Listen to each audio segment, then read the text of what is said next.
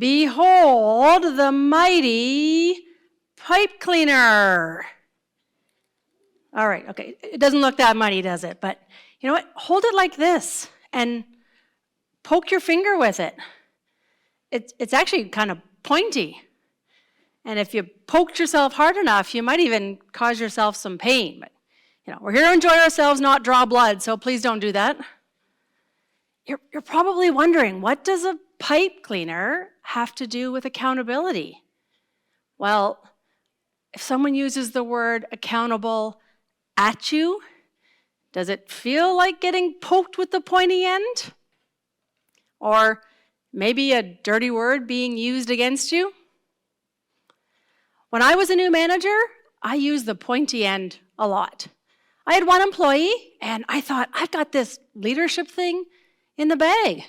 He's going to be so inspired. I'm going to do such an amazing job, and we're going to get so much done, but that didn't happen. And I found myself saying to him, you need to be more accountable.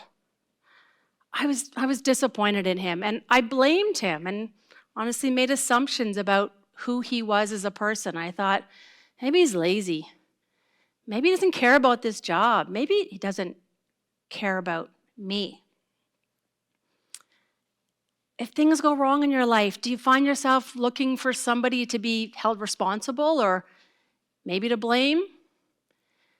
Do you find that you ask, who did this? Instead of maybe, how do we fix this? It's human nature to look for somebody to blame, to protect ourselves. But what if instead we were blameless? Well, that one employee, he ended up leaving the company, and I had somebody new working for me, and I thought, I'm going to get this right. I have the right person. I really like him. And this time when deadlines were missed, I found myself saying to him, excuse me, pardon me, do you think you might get that to me soon? When do you think you might have it? I didn't want to be too pushy. So instead of being pointy, I was soft. Now, if you hold your pipe cleaner from this end and poke your finger with it, it's definitely not mighty. And it's soft and it's ineffective. And I was soft and ineffective as a manager. This time, my strategy was to avoid. I avoided dealing with a difficult issue. I didn't want to offend him. Do you find yourself avoiding dealing with it because you don't want to affect the relationship with the people in your lives?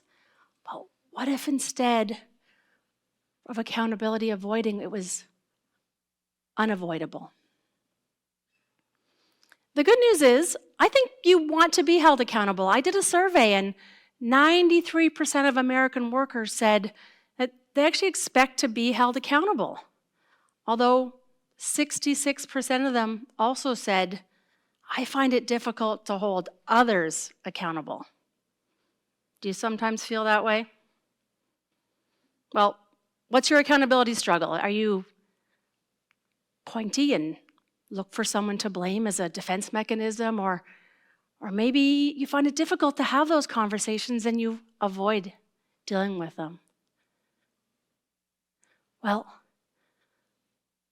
oftentimes we are pointy in our heads and how we feel, but we act soft.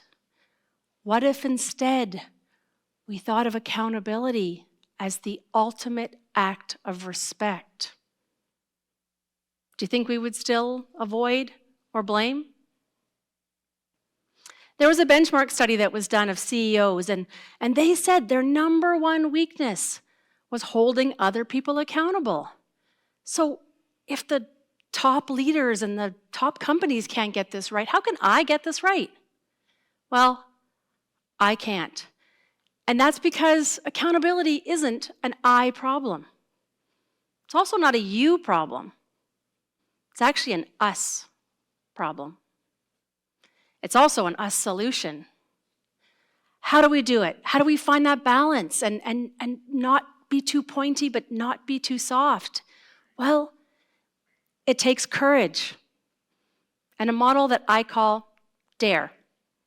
Let me tell you how it works. The D in dare reminds me to deal with issues promptly. Have you ever ignored a small problem only to have it be a really big problem later?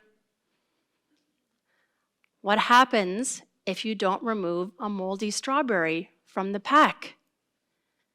All the other strawberries go moldy, and what was a small problem is now a big problem. There was a situation back in the news a while ago. It was an outbreak of a bacterial infection, and it was caused by eating contaminated food.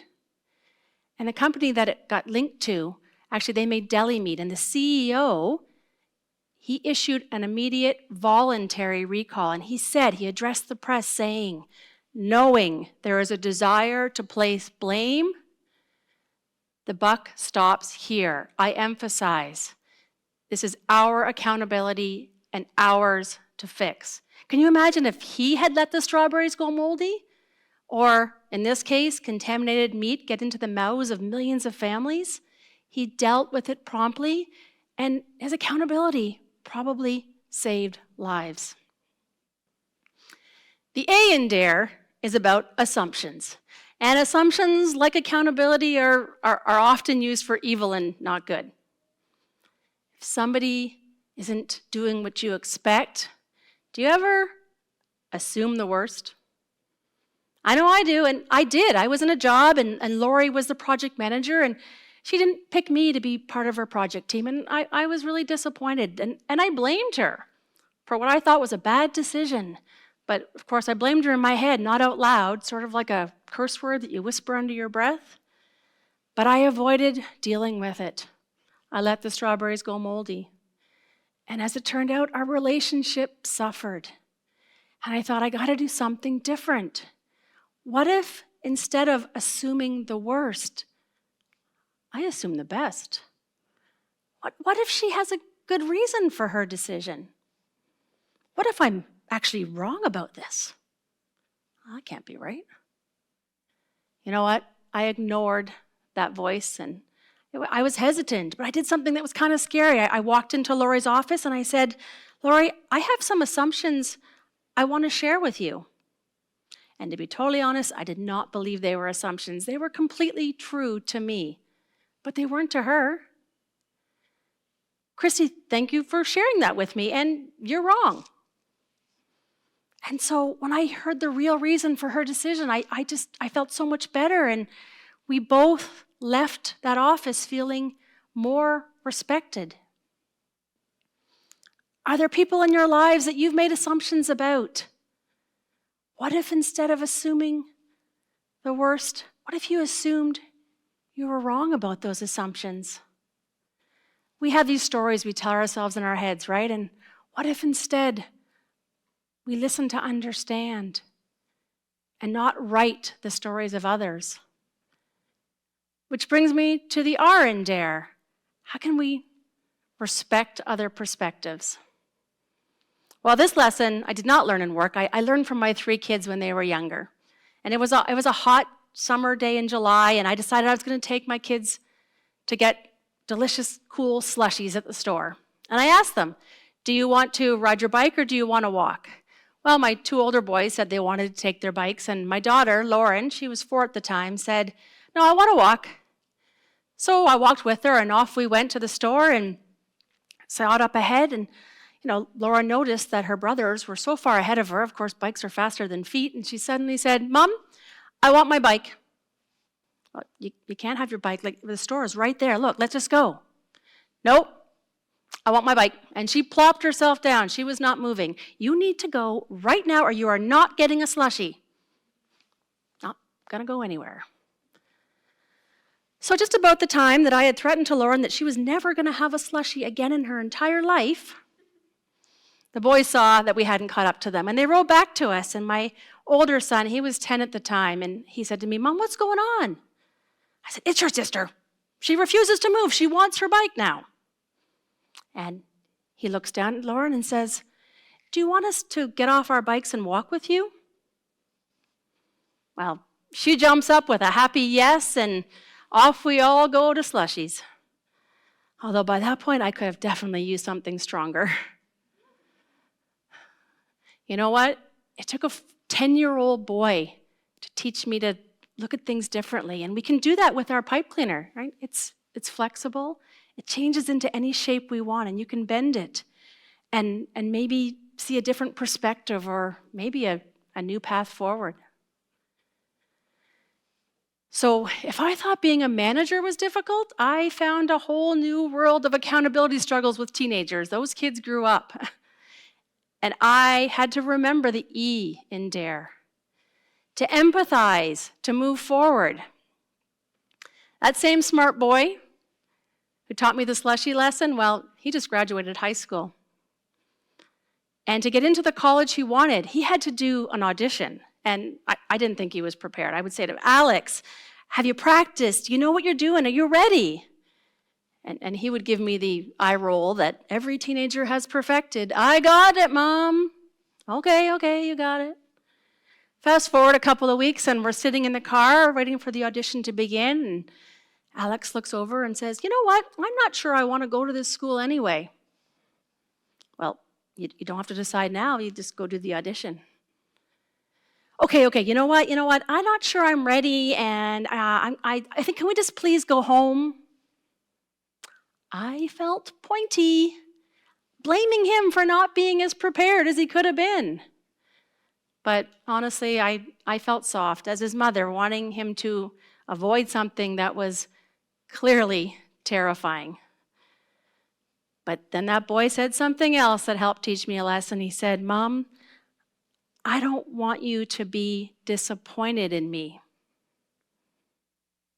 And then I thought back to all those times as a manager when I was disappointed in the people that worked with me. And I thought, that's where I got it wrong. Instead of saying, I am disappointed in you, I should have said, I am disappointed for you. Alex, this is something you have to do, and if it doesn't work out, I'll be disappointed with you.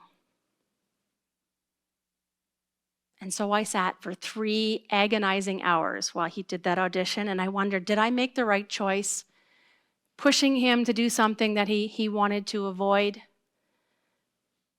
But then there he was, giant smile on his face. He said, Mom, I did it. And I am so proud to say that he will go to college there next month. We have time for one last exercise with our pipe cleaner. If you hold it in its newly formed shape, there's these 2 sides that are separate here, right? What if we intertwine them together? Kind of looks a little bit like this then, if it's intertwined together. And poke your finger with it now. It's not pointy. And it's still soft, but it's much more effective. So the next time you're disappointed in somebody, I dare you to act differently. Deal with the issue promptly. Assume that maybe you're wrong. Respect other perspectives and empathize to move forward. And then you know what?